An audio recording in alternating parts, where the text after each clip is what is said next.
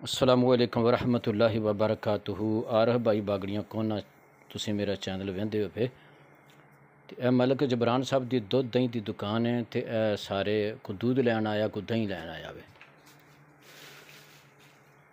आ एक भाई यार ने वेखो ना इन्ना दूध लिया वे है ते तुहानू इत्थों जनाब है सुरख रंग दी मठियाई अंडा भी मिल सकता है और आ बड़ा प्यारा मलाई वाला दही भी है माशाअल्लाह इन्हां कोल।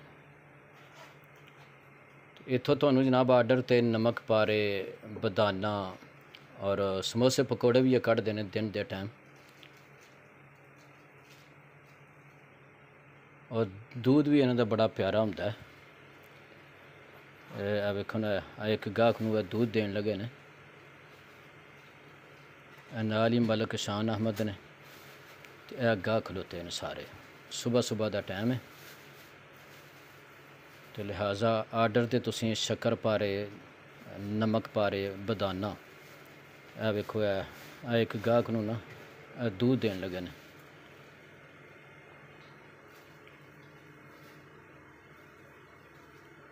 बागड़ियाँ कोना जनाब पिंड बागड़ियाँ कोना दा चढ़दा महल्ला वे और पहला इनू बोर्ड वाला महल्ला आंदे सन